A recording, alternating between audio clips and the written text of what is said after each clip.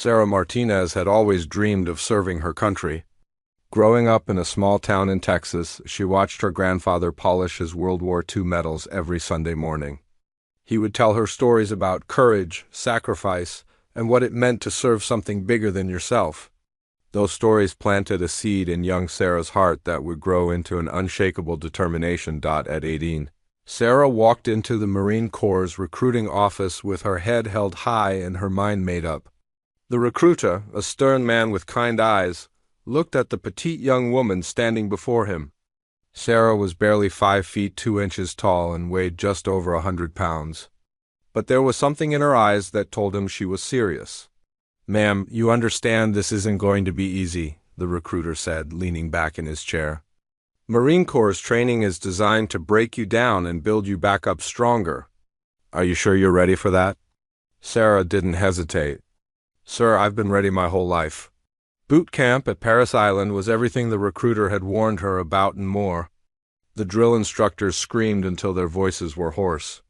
The physical training pushed every recruit to their absolute limits.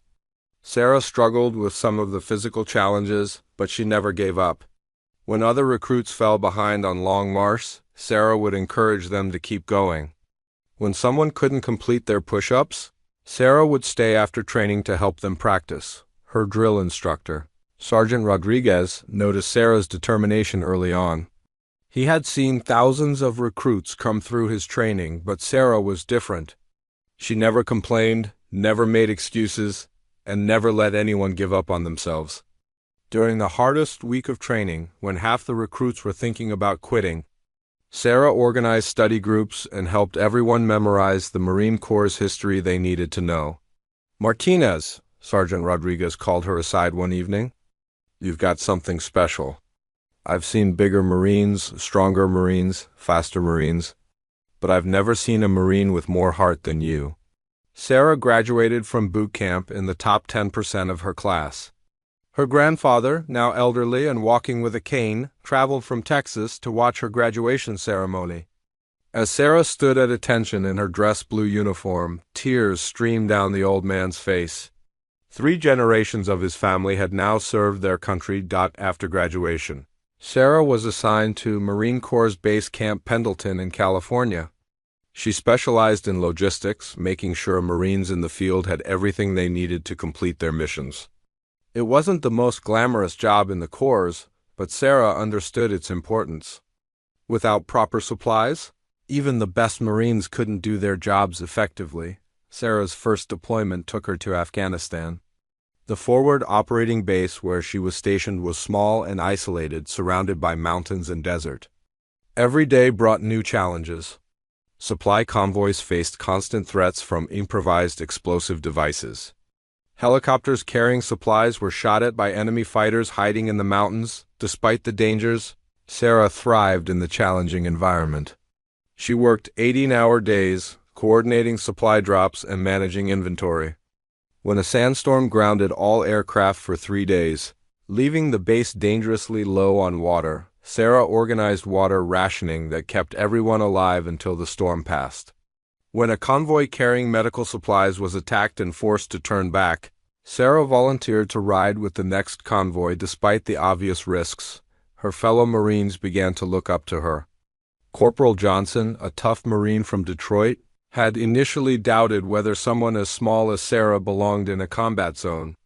But after watching her work tirelessly to make sure everyone had what they needed, his opinion changed completely. "Martinez doesn't look like much," he told his buddy one evening as they watched Sarah checking inventory lists by flashlight. "But I'd follow her anywhere.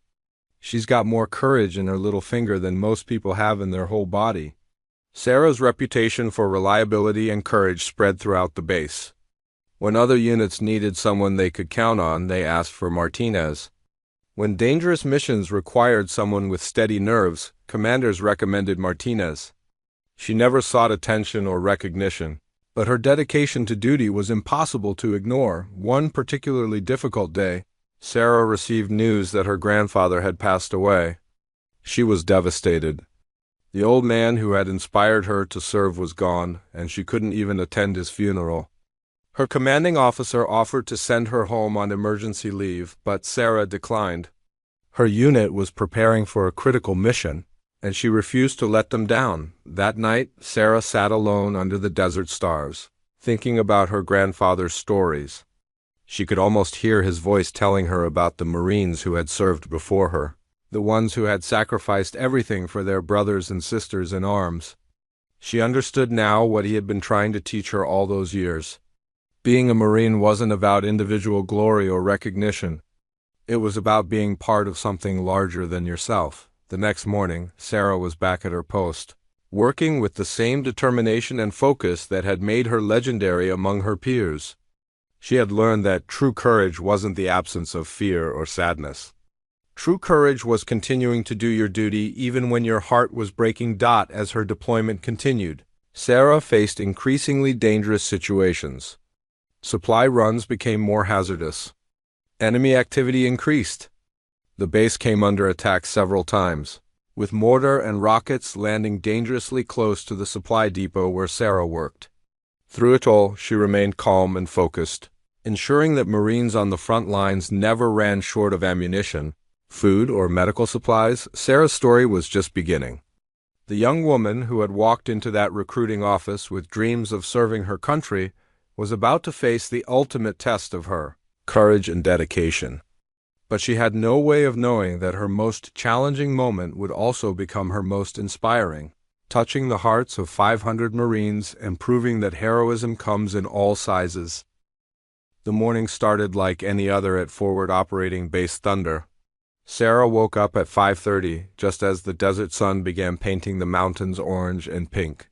She pulled on her uniform, laced up her boots, and grabbed her rifle.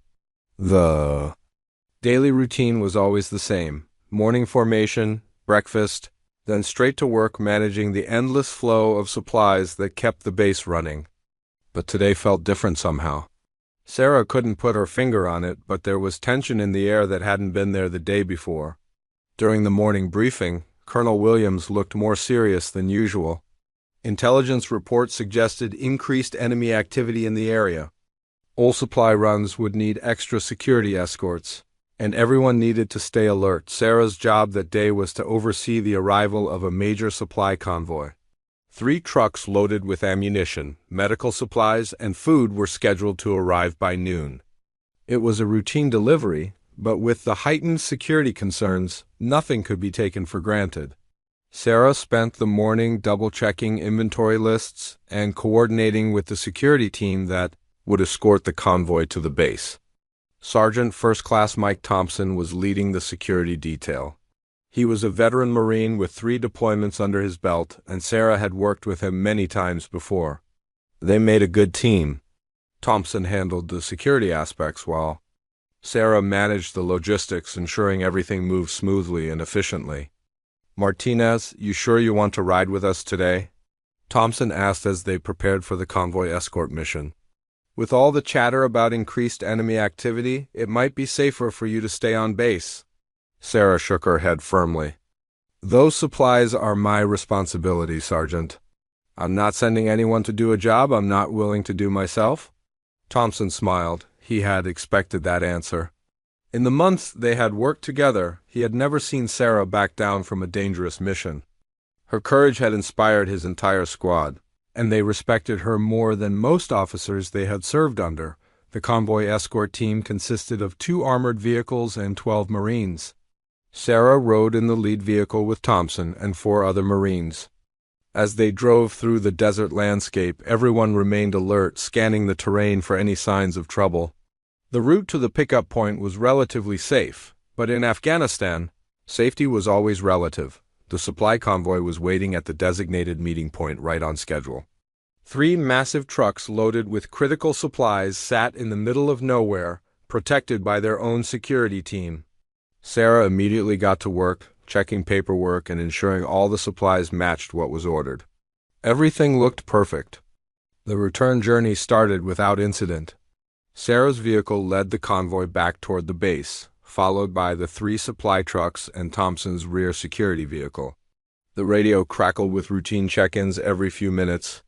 Everything was proceeding according to plan. They were just 5 miles from base when everything changed in an instant. The explosion was massive, lifting the lead vehicle completely off the ground and sending it tumbling down a small embankment. Sarah felt herself flying through the air, her world spinning in a confused blur of metal, dust, and noise. When the vehicle finally stopped rolling, everything went silent except for the ringing in her ears. Thompson was the first to regain consciousness. His head was bleeding and his left arm hung at an odd angle, but he was alive. He looked around frantically and saw that 2 of his Marines were unconscious but breathing. The driver was alert but trapped behind twisted metal. And then he saw Sarah. She was pinned under a piece of the vehicle's roof that had collapsed during the crash. Her eyes were closed and blood was trickling from her forehead. Thompson couldn't tell if she was breathing. Panic shot through him as he struggled to free himself from his seat. "Martinez! Sarah!" He called out, but she didn't respond. Thompson managed to crawl over to where Sarah was trapped. He checked for a pulse and found one, weak but steady. She was alive, but she was unconscious and badly injured. The piece of metal pinning her down was too heavy for him to lift alone, especially with his injured arm. The radio was damaged, but Thompson managed to get through to the base on his handheld unit. "Base, this is Eagle 1. We've hit an IED. Vehicle is destroyed. Multiple casualties. We need immediate medical evacuation. Martinez is trapped and unconscious." Within minutes, Thompson could hear helicopters approaching. The rest of the convoy had taken defensive positions around the crash site, and Marines were already working to secure the area. But Thompson's focus remained entirely on Sarah. She still hadn't regained consciousness, and he was worried about internal injuries. Captain Lisa Shun was the medical officer who rappelled down from the rescue helicopter.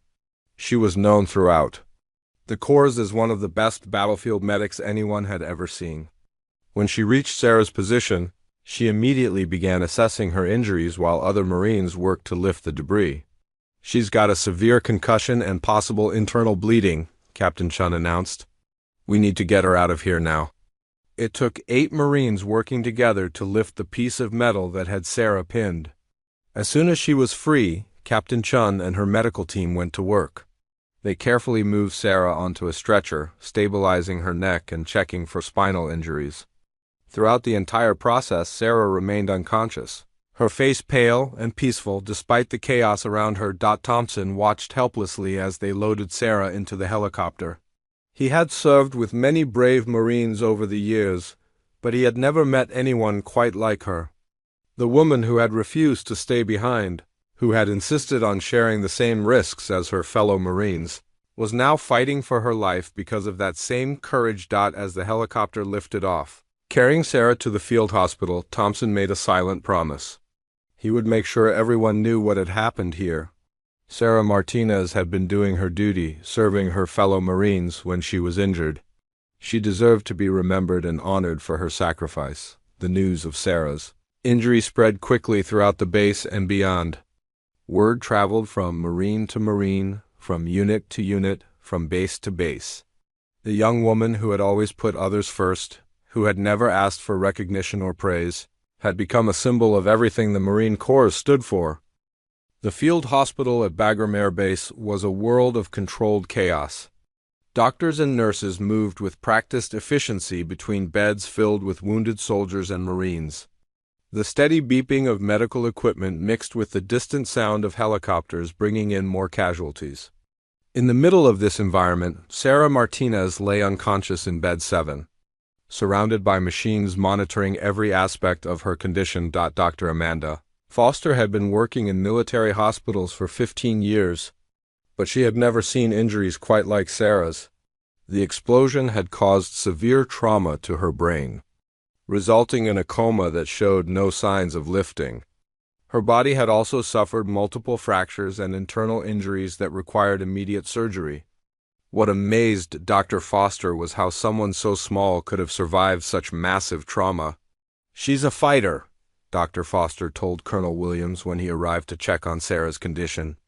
"Most people wouldn't have survived the initial impact, but somehow she did. Her vital signs are stable, but the brain injury is severe. We're doing everything we can, but now it's up to her to wake up." Colonel Williams stood beside Sarah's bed, looking down at the young Marine who had become legendary throughout his command. He had read her service record multiple times, but seeing her lying there so small and still, it was hard to believe this was the same person who had volunteered for every dangerous mission and never complained about the hardships of deployment. News of Sarah's condition spread far beyond Afghanistan.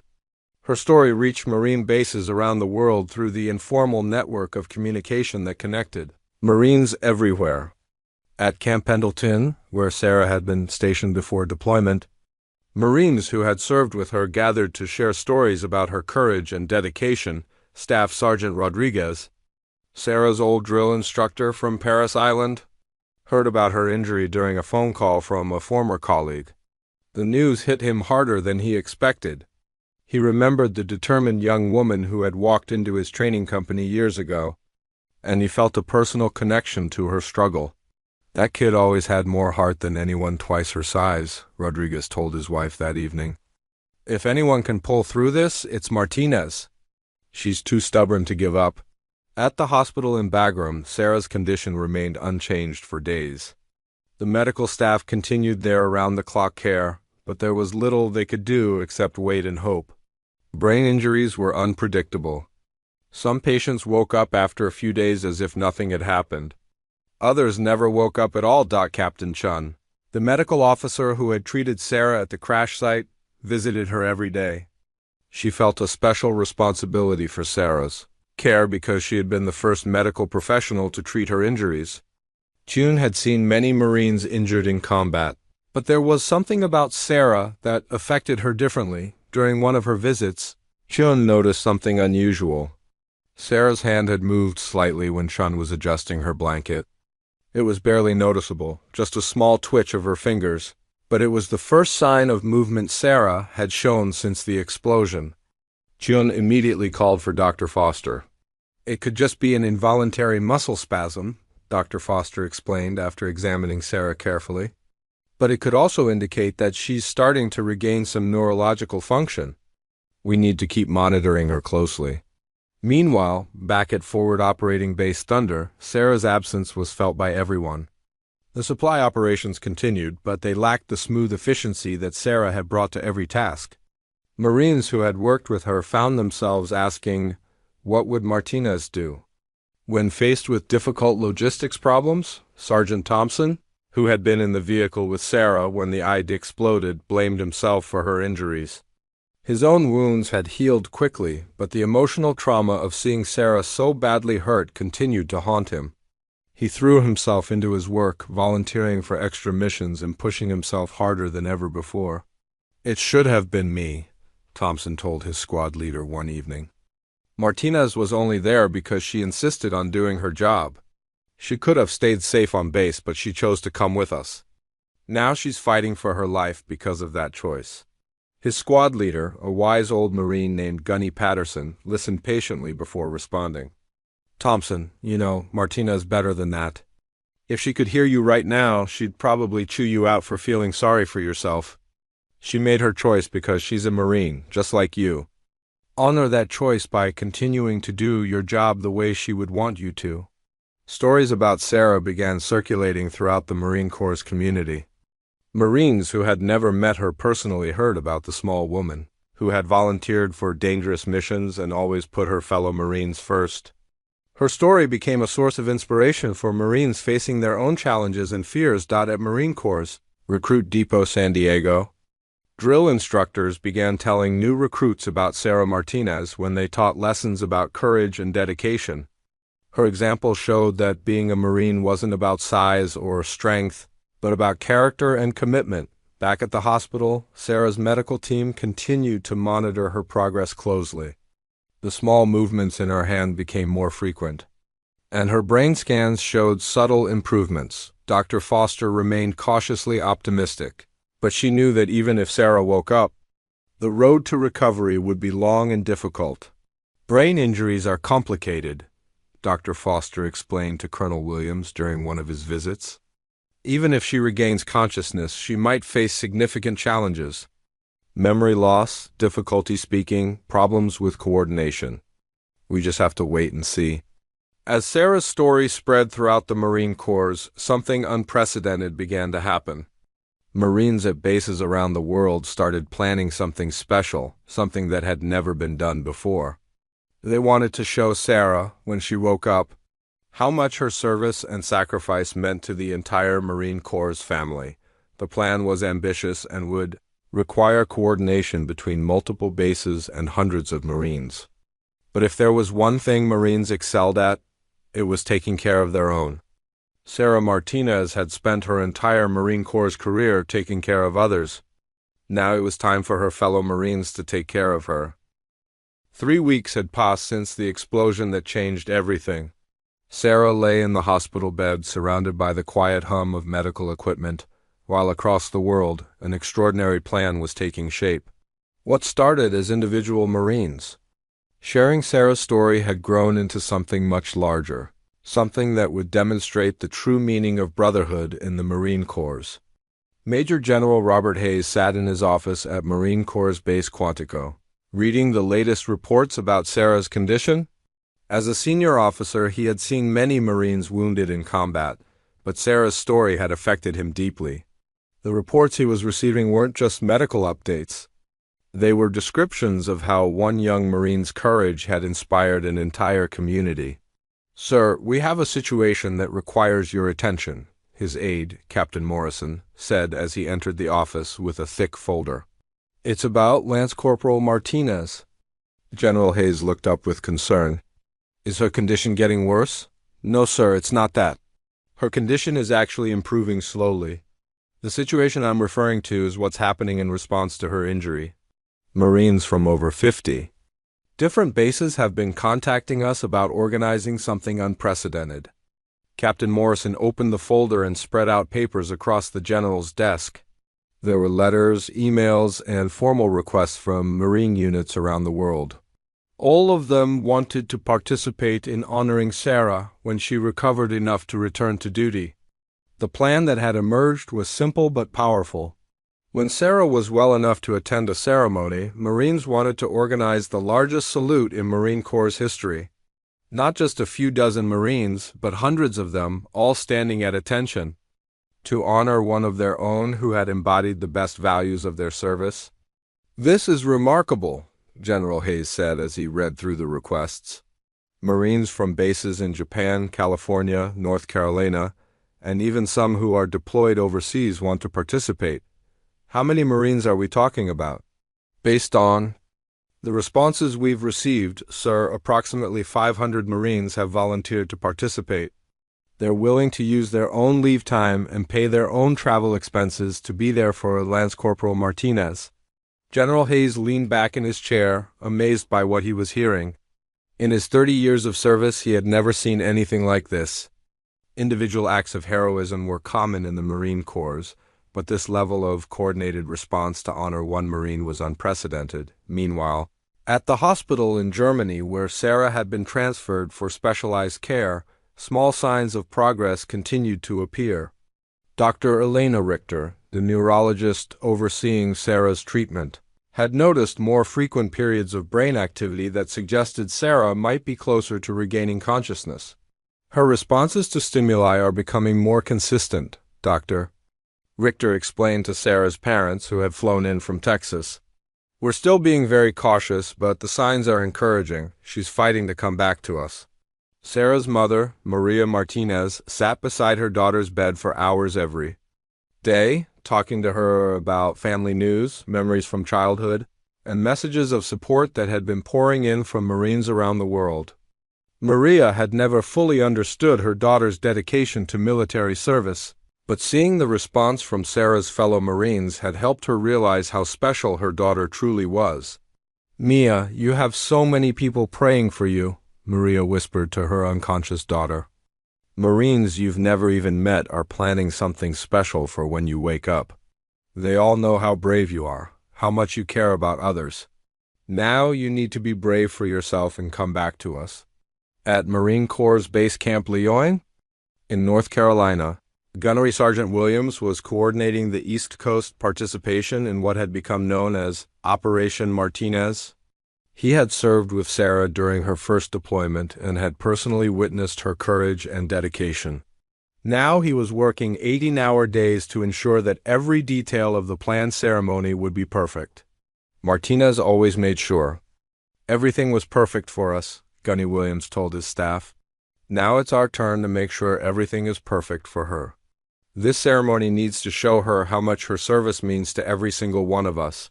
The logistics of coordinating 500 Marines from dozens of different bases was incredibly complex. Travel arrangements had to be made, schedules coordinated, and ceremony details planned down to the smallest element.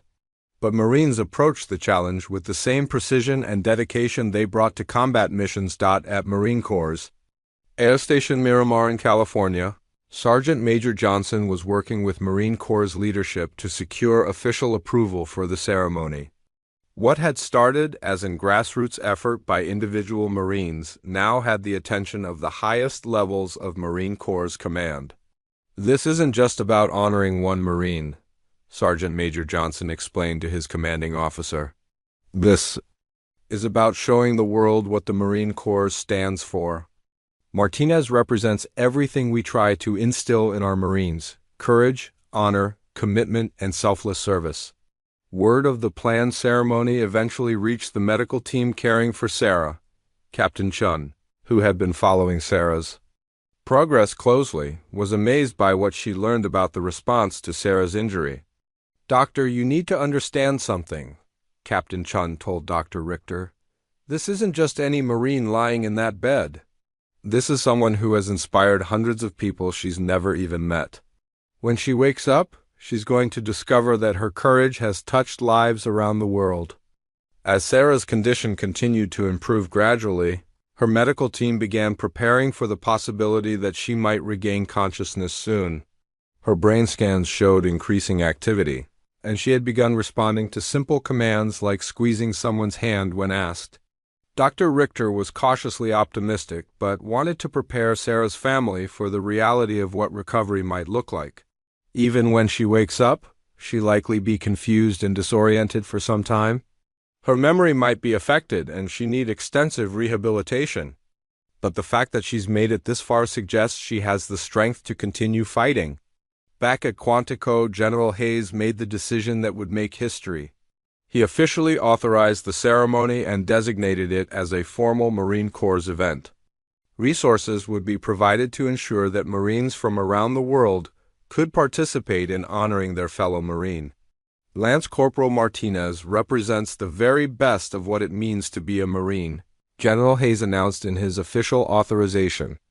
This ceremony will demonstrate to her and to the world that the Marine Corps never forgets those who serve with honor and courage. The wheels were now in motion for something unprecedented in Marine Corps history. 500 Marines would gather to salute one of their own, showing that individual acts of courage and selflessness create ripples that touch countless lives. But first, Sarah needed to wake up and begin the long journey of recovery that would eventually lead her to that moment of recognition. The moment Sarah's eyes fluttered open for the first time in 6 weeks, the world seemed different.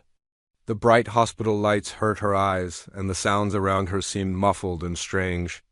She tried to speak but found that her throat was too dry to make any sound. Confusion washed over her as she struggled to remember where she was and what had happened. Dr. Richter was at Sarah's bedside within minutes of being called by the nurse. She had been waiting for this moment, but she knew that Sarah's awakening was just the beginning of a long and difficult journey. "Sarah, can you hear me?" "I'm Dr. Richter. You're in a hospital in Germany. You were injured, but you're safe now," the doctor said gently. Speaking slowly and clearly, Sarah's eyes moved toward the sound of the voice, but her expression remained confused. She tried to sit up but found that her body wouldn't respond the way she expected. Panic began to set in as she realized something was seriously wrong. "Sarah, you need to stay calm. You've been unconscious for several weeks due to a brain injury. Your body is going to feel weak for a while, but that's normal. We're going to help you get better," Dr. Richter explained. Over the next few days, Sarah's memories began to return in fragments. She remembered being in Afghanistan. She remembered the convoy and riding with Sergeant Thompson. But everything after that was a blank space that frightened her. The doctors explained about the explosion and her injuries, but it felt like they were talking about someone else. Sarah's parents were overjoyed to see their daughter awake, but they were also worried about the challenges she faced. Sarah had trouble speaking clearly, her coordination was poor, and she became frustrated easily when her body wouldn't do what her mind wanted it to do. "Mia, you're going to get better," her mother said, holding Sarah's hand. "You're the strongest person I know. You've already survived the worst part." Physical therapy began immediately. Sarah worked with specialists who helped her relearn basic movements and coordination. The simple act of walking across a room became a major accomplishment. Sarah's determination, the same quality that had made her an exceptional Marine, now drove her recovery. Lieutenant Lisa Park, a Marine Corps liaison officer, visited Sarah regularly to keep her updated on how her fellow Marines were doing and to help coordinate her eventual return to the United States. During one visit, she brought news that amazed Sarah. "Sarah, I need to tell you about something that's been happening while you've been recovering," Lieutenant Park said. "Your story has spread throughout the Marine Corps, and Marines around the world have been inspired by your service and sacrifice." Sarah listened in disbelief as Lieutenant Park described the response to her injury. The idea that hundreds of Marines she had never met knew her story seemed impossible to believe. "Ma'am, I think there's been some mistake," Sarah said, her speech still slightly slurred from her brain injury. "I didn't do anything special. I was just doing my job." "Sarah, that's exactly why your story is so powerful. You never thought of your service as anything special, but your fellow Marines recognize the courage and dedication you showed every single day." As Sarah's recovery progressed, she learned more about the ceremony being planned in her honor. The idea that 500 Marines wanted to salute her seemed overwhelming and embarrassing. She had always been uncomfortable with attention and recognition. "I don't deserve this," Sarah told Dr. Richter during one of her therapy sessions. "There are Marines who have done much more than I have. Marines who have given their lives for their fellow Marines. Why are they focusing on me?" Dr. Richter had worked with many military patients and understood Sarah's feelings. "Sarah, sometimes people need heroes they can see and touch. Your fellow Marines see in you the qualities they admire most about military service. By honoring you, they're honoring those values." After 3 months in the German hospital, Sarah was finally cleared to return to the United States. The flight home was emotional and difficult. She was excited to be going back to American soil, but she was also nervous about the attention her story had generated. Sarah was transferred to Walter Reed National Military Medical Center near Washington, D.C., where she would continue her rehabilitation. The doctors there were amazed by the progress she had already made, but they also made it clear that her recovery would continue for many more months. Captain Morrison, General Hayes's aide, visited Sarah at Walter Reed to discuss the ceremony that was being planned. By this time, the event had grown beyond anything originally imagined. Media outlets had learned about the story and wanted to cover the ceremony. Military officials saw it as an opportunity to showcase the values of the Marine Corps. "Sarah, we understand if you're not comfortable with all the attention," Captain Morrison said. "But I want you to understand what this means to your fellow Marines. They're not just honoring you personally. They're honoring the idea that every Marine matters, that individual acts of courage and dedication are noticed and valued." Sarah struggled with conflicted emotions. Part of her wanted to hide from the attention and quietly continue her recovery, but another part of her understood that this was bigger than her personal comfort. If her story could inspire other young people to serve their country or help other Marines feel valued for their service, then maybe the attention was worthwhile. As the date for the ceremony approached, Sarah worked harder than ever on her physical therapy. She was determined to walk across that field under her own power, even if she needed assistance. Her speech had improved dramatically, and while she still struggled with some coordination issues, her doctors were amazed by her progress. The night before the ceremony, Sarah lay in her hospital bed thinking about the journey that had brought her to this moment. She thought about her grandfather and the stories he had told her about service and sacrifice. She thought about her fellow Marines who were planning to honor her the next day. Most of all, she thought about the responsibility she now carried to live up to the example others saw in her. Sarah had always been humble about her service, but she was beginning to understand that her story had become larger than her individual experience. 500 Marines were coming to salute not just her, but the values she represented. Tomorrow she would stand before them and accept their recognition, not for herself, but for every Marine who served with courage and dedication in circumstances far from home.